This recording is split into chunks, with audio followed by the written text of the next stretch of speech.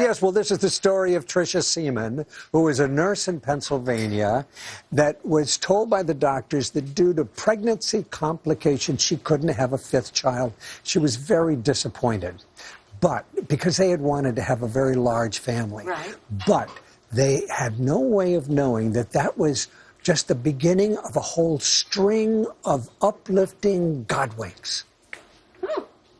Dan and I were sad and strangely unsettled about not being able to conceive again. I so wanted another son. We decided to adopt and commenced the demanding certification process. We waited and waited. The agency finally sent a profile picture of a darling 18-month-old boy. My heart flipped, thinking this was it. We sent the paperwork and waited again as days turned into weeks, with never a peep from the agency. A while later at the hospital, I was assigned to a patient named Tricia. We both had the same name. I joked about the Godwink, even the same initials, T.S. Trish and I had an immediate bond. She poured out her fears and emotions as she told me about her 8-year-old son, Wesley, who was her entire world. She was a single mom, no parents or close relatives, and she'd been diagnosed with cancer. While I was never reassigned to Trish during her 10 days at the hospital, I would often pop in to see how she was doing. On the day of her discharge, I stopped to give her a hug. I saw by the look on her face that she had been given terrible news. She said, "The cancer has spread. I only have a short time to live." Then the most astonishing words came from her lips. "Will you and your husband raise my child?" Her request was immense, for her and for us. It took my breath away. I said I was honored, but urged her to think and pray about it.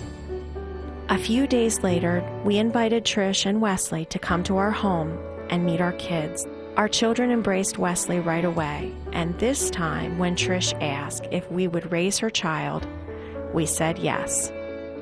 But she was deteriorating rapidly. My dear husband said we couldn't let her go to a nursing home. She needed to stay with us. So for the next 5 months, Wesley assimilated into our family, and Trish enjoyed what she said was the best 5 months of her life. As I think back, I'll always remember the wonderful Godwinks that fulfilled the needs of 2 mothers. Trish needed a mother for her son. I longed for one more son to feel settled. Trish taught me that family is often more than blood relatives, but also those whom you are divinely aligned to meet. We miss her, but every holiday, Trish has a special place in our hearts. Oh, wow. That was Wesley is now 10 years old. Oh. It's such a wonderful story. Tricia has written the story about Trish honoring her in a book called God Gave Me You. And what this shows us is that Godwinks are in every one of our lives to bring us hope and encouragement. Oh, that's That was beautiful. the most beautiful story. Oh, thank you. Beautiful, Squire. Thank you. How your thank you could be the biggest secret to your success. Yeah. After our local news. That was so beautiful. My God.